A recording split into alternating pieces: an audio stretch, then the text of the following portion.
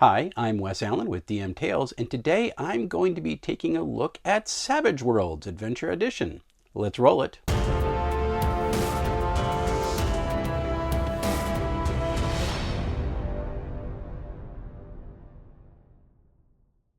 So of all the games that I reviewed over the last year, Savage Worlds is the one that has interested me not the most, but it's intrigued me the most. It seems like such an interesting and fast system, and yet I've never had an opportunity to play it or even make my own character for it. Well, I'm going to solve that because recently I picked up the Savage Worlds Adventure Edition core rules for Foundry VTT, and I've got that installed in my setup now, and I am going to go through the process of making my own character. Before we get started, however, I do want to give a shout out to my patrons. You make this channel possible and help me to expand the types of things that I can offer, so I'm very, very thankful to you. If you would like to join my Patreon, I did put a link in the description below, and you'll get some distinct updates and access to my Discord, as well as some cool things that I create, like comics that I've been making for the last month or so. If you're interested in doing that, I would love to have you on board. Let's get to making a character. To make a character in Savage Worlds is pretty simple, and I'm going to put up the character creation summary from the core rulebook up on the screen right now. It is found on page 55 in the book, and it starts interesting because unlike a lot of games that I do play, you don't determine what you're going to play by rolling dice. There is, in fact, no dice rolling at all when you create a character inside Savage Worlds. You come up with a concept that you want to play, and then you use the mechanics of character creation in order to flesh that character out. So it's a much more narrative style of creating. You're going to try to build your character into the lore of whatever world you are playing in, and I do kind of like it. So let's take a look at how you start out here. So first thing you have to do is choose your character's race. I do believe that that has become Ancestry in the latest edition or the latest print of Savage Worlds Adventure Edition. At least that is how it's depicted inside the core rules inside Foundry at this point. And then after you choose your character's race, you're going to get certain bonuses and hindrances because of that. You're going to choose your own hindrances. And hindrances are interesting because if you choose 2 hindrances, you can take what's called an edge, which is like another special ability that you would not otherwise have. If you take 1 point of a hindrance, you can actually boost your die type for some of your attributes or skills. And I find that to be really interesting as well. And I do have a character concept in mind that is going to require having edges, so we'll take a look at that as we move forward. After you get your hindrances, you're going to check out your attributes. Attributes are really interesting in this game because they do not impact skill rolls. They are just your natural inclinations. However, if you have a higher attribute die set up, you'll be able to use any skill that is linked to that attribute at a higher level. You can make the die type higher without paying extra penalties because you have a natural inclination towards that attribute. And any skill that is tied to it, you'll be able to just boost yourself a little bit more easily. You're not prevented from doing it if you have a lower attribute die, but it just costs more. And there's a little bit of simulationism in that. It's not too bad. And then finally, you have to pick out your skills. There are some core skills that every character inside Savage Worlds Adventure Edition has. They start with a D4 die, and then you can choose a certain amount more based on point buy that you have. I do believe you have 12 points to put into these or any of those skills that you have set up or any additional skills that you want to buy. Every time you increase a die type, including put it on your skill list in the first place, that's going to cost 1 point. And I'm going to try to keep track of that as we move forward. After that, you just have your derived statistics, and that is going to be auto-calculated by Foundry, which is also something that I really, really like. And after that, you're going to take at the end of all of it, you're going to take your edges, and that's what you're going to do. So let's get to the process, shall we? So I'm going to go over to my Foundry, and I'm going to create a new actor. I've already had a couple tests up there, so we're going to call this guy Larry Testalot. There we go. Why not? Okay, and you know what? I've discovered that I do need to change my glasses. There we go. So right now we have no Testalot. Let's change that, shall we? There we go. All right, Larry Testelot. No archetype for this character. We're going to create our own for that. A lot of your settings are going to have archetypes you can build off of.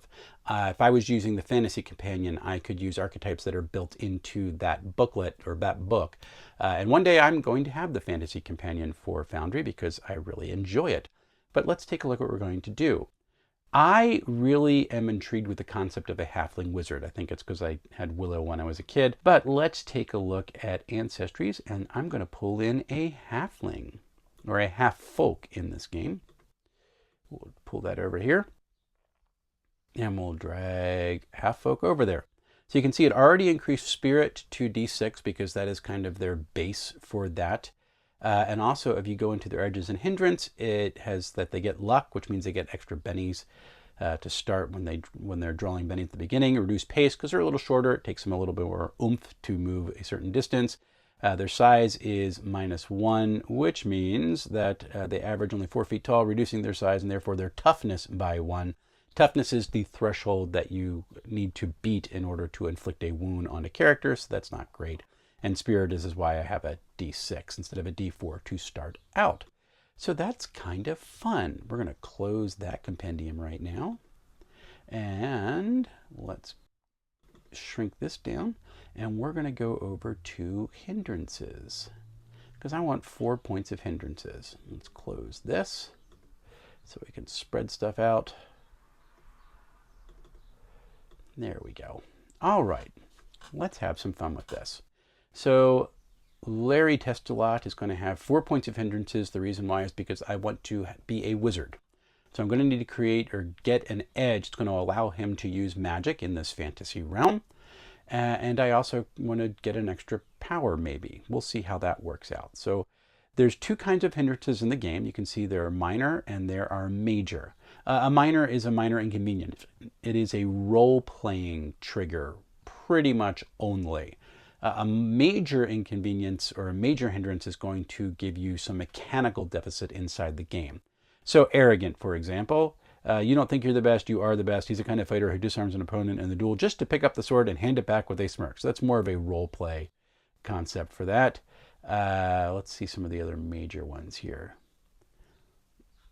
1 arm, major. So you have 1 arm, you're going to suffer a -4 penalty when you're using a 2-handed weapon or athletics rolls, which it's really supposed to role play disabilities, but that's something that's built into the system at this point. So we'll stay away from those. Anyway, I'm going to have a couple of ideas for him. I would like him to, let's say that he's delusional. Believes that something is considered quite strange by everyone else. Minor delusions are harmless. The character just generally keeps it to himself. So he's going to be a little bit of a conspiracy theorist in this world. So we'll pull that over to a hindrance. That's a great one. I want to get 1 more minor hindrance in here. Oh, you know what? One I like is secret. So let's draw that over. So they just have a secret they tend to keep to themselves, which I think is a lot of fun.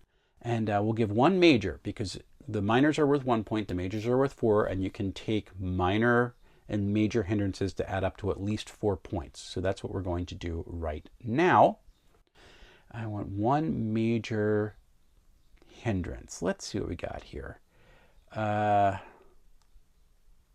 like impulsive. The Daredevil's almost always leaps before he looks. He rarely thinks things through before taking action. Oh, I kind of like that. An impulsive half-folk. Why not? So there's my 4 hindrances, or 4 points of hindrances.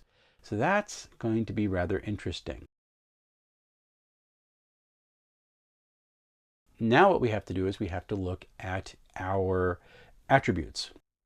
So I have my 4 hindrances here. We're going to take a look at edges at the very end, or maybe after I get done skills. Attributes start at a D4. You have 5 points to distribute among them. Each step costs 1 point. So what I am going to do is I want to have this wizard type character, and for a lot of the wizard type foci, you're going to need a smart die to be higher than D4. D6 is considered to be human average in this game, so I like that you're below average with something. So unless you want to do full average Joe across the board, you're going to be deficient in something, or so-called deficient in something, less than typical human for something. So you're not going to be perfect characters in this game. I kind of like that. But we're going to have smarts, and we're at a D4, and to put it up to a D10 would be 1, 2, 3 out of the 5 points. Kind of like that. So we're going to do that. A D4, there we go. And let's make him not tough, but I kind of like the idea of having him a little bit more vigorous, which would be, that seems kind of good to me. The other thing would be to give him an agility score. And agility is actually what's used for your melee fighting in this game and your ranged fighting in this game. But I have a feeling that his combat is going to be more of his abilities. So vigor or agility. Oh, let's do agility. Why not, right? I don't want to change it. I want to put it up 1. So we'll give agility. That's 4, and let's put vigor up to 6 too. Why not? So he's just and he's doing good. He's not very strong. He's average vigor, average spirit, average agility, very smart. So that's kind of where he keyed into. And that should be a nice way to deal with stuff. So the next thing after that is we do have to look at skills. So you have athletics, common knowledge, notice, persuasion, and stealth. Those are core skills. You get them for free. I'm going to keep track of these as best as I can.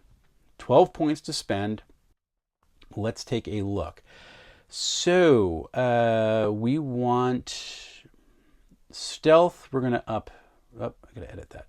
Stealth, we want to increase. So we'll do that by 2 steps. He's going to be kind of stealthy. Maybe his impulsivity is the sneakiness. He just likes to sneak through and see what's around the next bend. Doesn't take anything. He's not a Kender. But if there's something that he sees, he wants to get it. And he likes to be, oh, you know what? 1, 2, let's do 3 out of the 12. So we're up to 9 or down to 9 that we can do. So there we go. So he's got stealth up to 10. So that's 3. He's got 9 more points to spend here. The other thing that we want to do is we're going to bring out the compendium for the skills right there. And I'm also going to bring out edges because I'm going to need an edge in a little bit. And we might do that right now because I do want to make him a wizard. And to do that, you need to have a certain type of skill. So arcane background magic. If I had the fantasy companion, there's a whole bunch of different types of arcane backgrounds that you can use that are essentially edges inside the game. And this shows starting powers are 3. He's got 3 starting powers to work with. Power points are 10. And he needs the spellcasting skill with smarts. And so that's what we're going to do. So we're going to give him arcane magic background. And let's go into edges. And that's gifted magic. I have another one that's, there we go. So now he's got that. And we're going to give him the spellcasting skill. So we'll close that for now. Spellcasting. And you can see right here, see the arcane background magic edge. So that's what I need in order to cast spells. So to put that on is going to put me down to 8 points left because I'm raising my die type from 0 to D4. So we'll put that in skills. So that's nice. So there's 1. So I'm down to 8. And I do want to do 3 more for this. So I'm going to do D4, D6, or 3 more. So 4 total. So go down to 5 to get up to a D10. So I have 5 points left. That's not bad. I'll put this up to a D6 for notice. There we go. And what else we got? D10 for that. Stealth is a D10. D6 for persuasion. And I have 4 points left. You know what? Is athletics, agility. Is a D6. You know what? We're going to give him a D6 in that. So 3 points left. And what other cool things can I give him? Maybe he's an academic. He's good at research, faith, fighting. something really good. Oh man, I want to have something for him that would be kind of fun. Persuasion's already on there. I will give him something persuasion. I'm down to 4 points or 3 points. I think 4 points. Academics, 3 points, 2 points for smarts. You know what?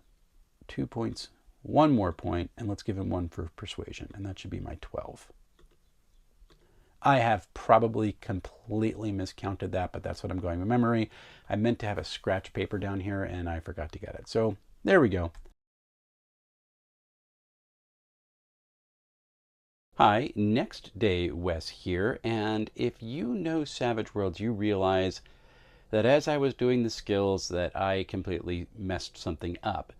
And the reason is because with stealth, it's tied to the agility attribute. And when you are adding skills that are tied to an attribute, to make the skill greater than your attribute die cost more points.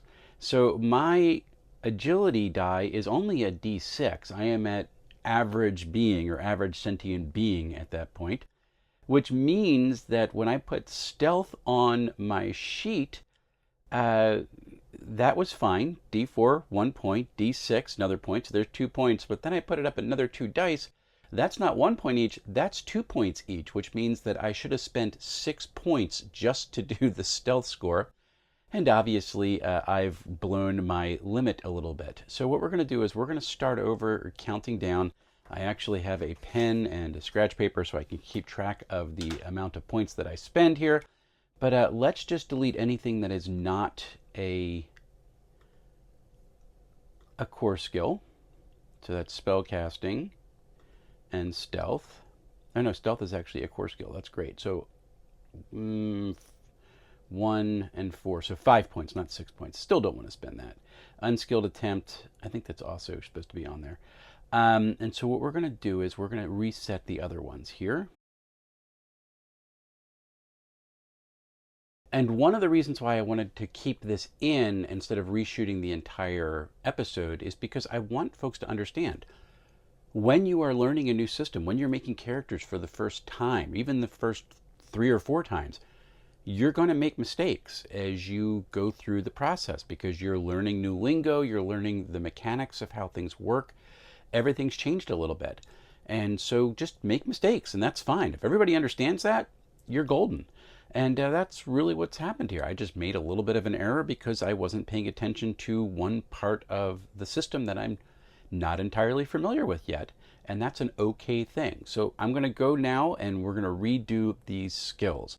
So the first thing that I wanted to do is I do want to get out the skills compendium for the SWADE core rules. So we're just going to go down to skills. There it is.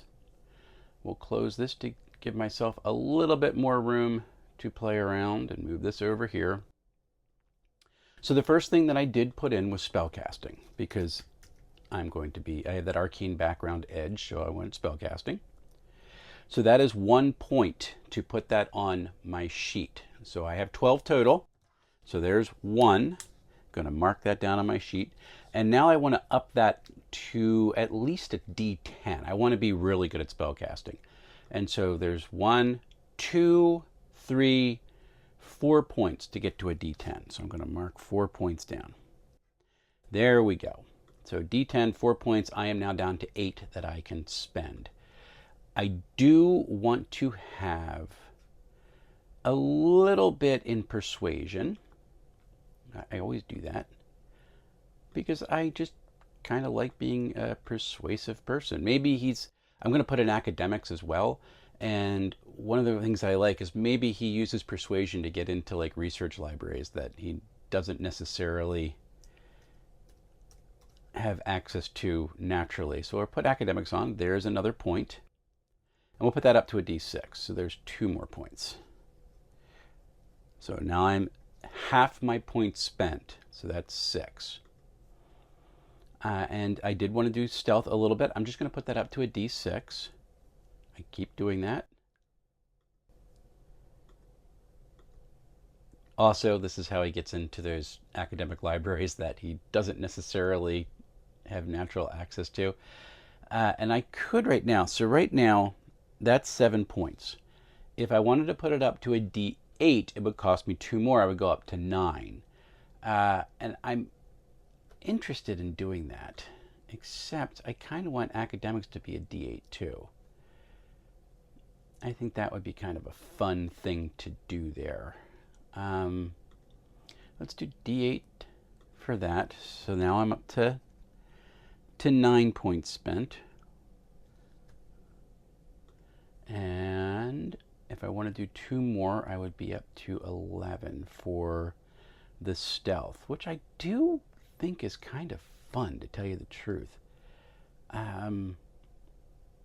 Yeah, we'll do that.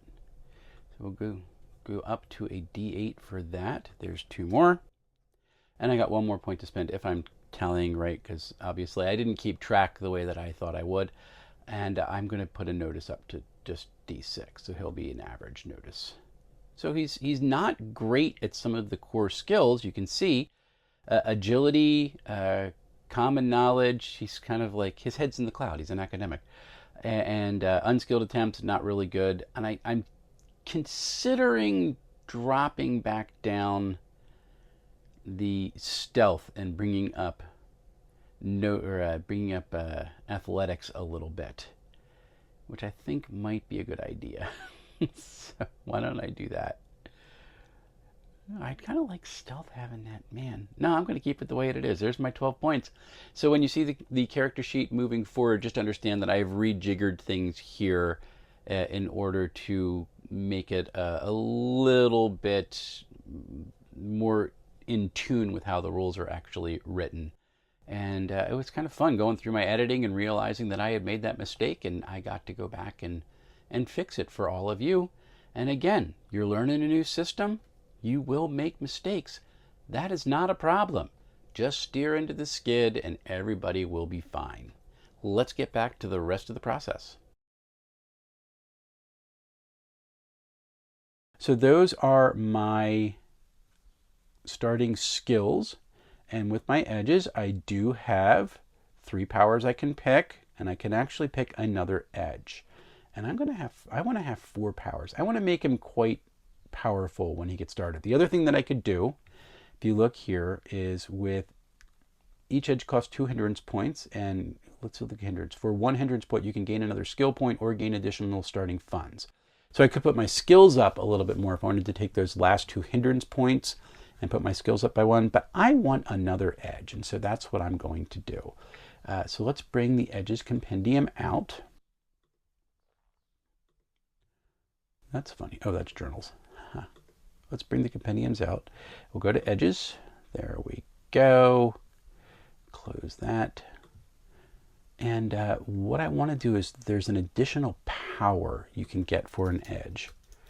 And basically, anytime you get a new edge in the game is essentially how you increase your level of spells that you have in the game. You just take that additional power again, or new powers.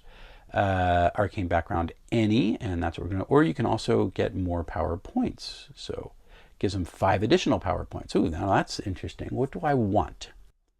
I mean, what would you want? Would you want another power, or would you like the ability to cast them more? I'm going to change my thought here and just give myself some more power. So I start out, instead of with 10 power points, I'm going to start out with 5 extra power points.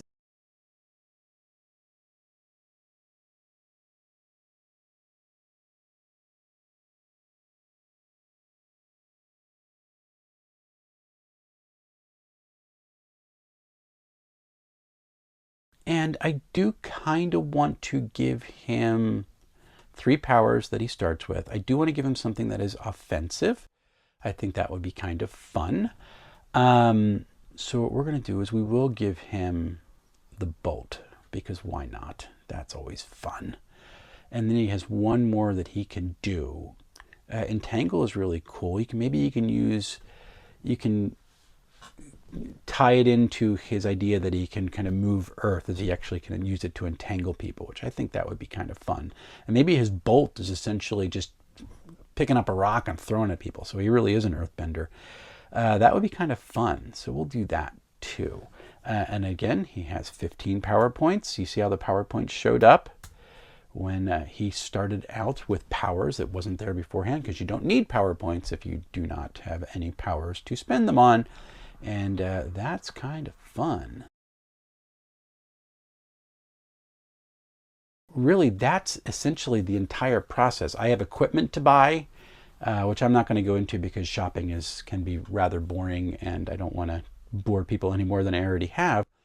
But it's a very straightforward process. You take your hindrances, that's going to give you the ability to either update up your skill die or give yourself some edges, which is what I needed because I wanted to make a wizard type. I thought that would be a lot of fun.